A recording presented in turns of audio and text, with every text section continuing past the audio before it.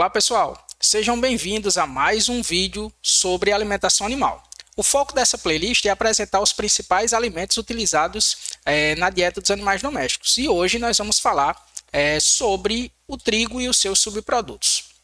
O trigo grão, assim como a cevada, o centeio, a aveia, eles são conhecidos como cereais, junto com milho, com sorgo. Os cereais nada mais são do que frutos das gramíneas, né? Nesse caso, tem um tipo específico de fruto chamado de cariópsis, que é um fruto seco, tá? Então, o trigo-grão ele se classifica nesse grupo, né? Normalmente, o cultivo do grão de trigo está associado a regiões de clima mais frio, né? Que não é prevalente aqui no Brasil.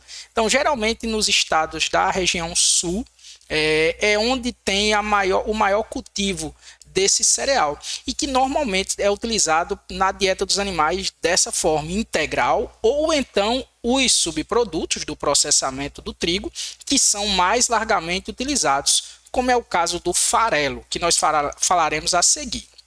Em relação ao grão de trigo, o que chama a atenção dos cereais é uma quantidade elevada de carboidrato não fibroso, sobretudo de amido, que é o principal constituinte desse carboidrato não fibroso, na sua matéria seca. Então, a porção mais representativa da matéria seca desses materiais é o amido, é o carboidrato não fibroso.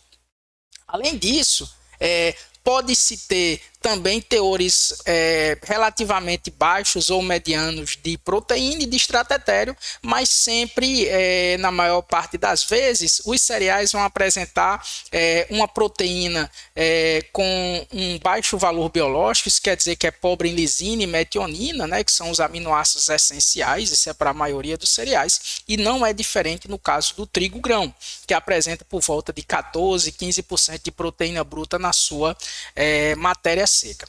Um outro fato que nos chama a atenção, nesse caso específico para o grão de trigo, é que a cariópse do grão de trigo ela é uma cariópse nua, tá? E que frequentemente o subproduto derivado do grão de trigo, né, se faz a partir da extração do germe do grão de trigo. Então, a extração desse germe gera muitas vezes o subproduto desse material.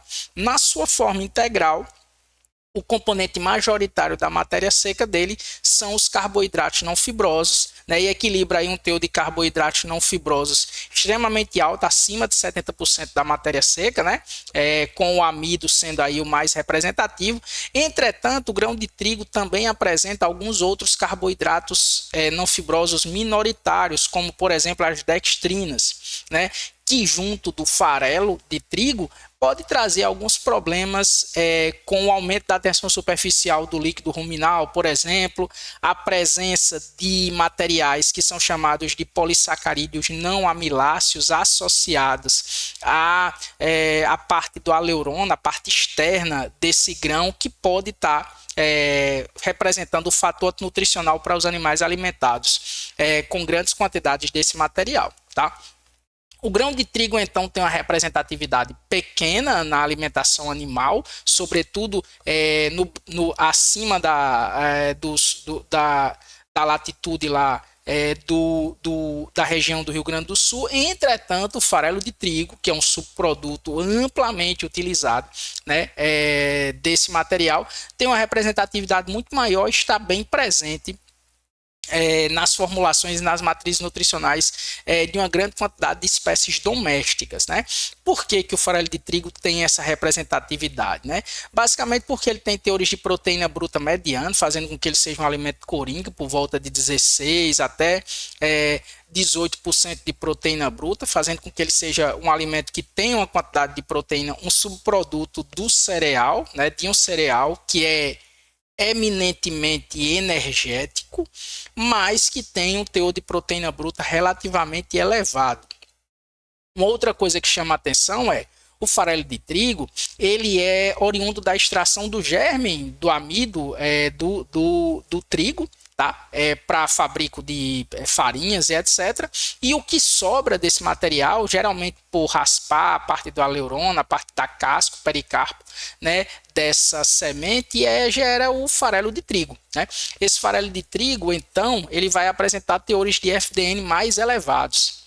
Essa FDN do farelo de trigo, por ser oriunda dessa forma que eu acabei de falar para você, é a FDN de alta degradabilidade, principalmente alta degradabilidade ruminal. Configura num problema, basicamente porque os polissacarídeos não amiláceos solúveis podem gerar um aumento da viscosidade do conteúdo do trato gastrointestinal, e esse aumento da viscosidade pode prejudicar a absorção de nutrientes digeridos no trato gastrointestinal desses animais não ruminantes. Tá? Para animais herbívoros de seco funcional, né, não ruminantes herbívoros ou monogástricos de seco funcional, o farelo de trigo se configura num excelente alimento, porque tanto parte desse farelo de trigo pode ser digerido no intestino delgado, essa porção de amido que resultou aí por volta de 32%, tá certo, de amido, bem como a porção fibrosa pode contribuir para um padrão de fermentação mais adequado no seco-cólon desses animais, sem ter a geração de ácido lático, né, que é um ácido lático aí problemático, de um material problemático para a fermentação ruminal, já que parte dessa fibra aí é pectina, né? E uma parte também é celulose, que pode ser digerida pelas bactérias lá do seco-cólon dos animais. Tudo bem, pessoal? Em relação aos ruminantes, né, a presença do farelo de trigo normalmente é feito em formulações onde está se querendo diminuir um pouco a temperatura das dietas, né? Quando a gente tem muito amido, nós substituímos parte desse amido por essa fração, esse alimento que tem uma fração de FDN rapidamente fermentescível e uma quantidade menor de amido, tá? Nós fazemos essa substituição na expectativa de diminuir a temperatura da dieta, né? Diminuir o grau e a amplitude da fermentação da dieta, mas manter os mesmos níveis de energia, basicamente porque parte da energia que antes vinha da fermentação do amido, agora vai vir da fermentação dessa fração de FDN amplamente fermentescível, presente no farelo de trigo. Um outro aspecto importante é que essa substituição do amido, né, pelo farelo de trigo, ou de um grão integral pelo farelo de trigo, também aumenta os teores de FDN.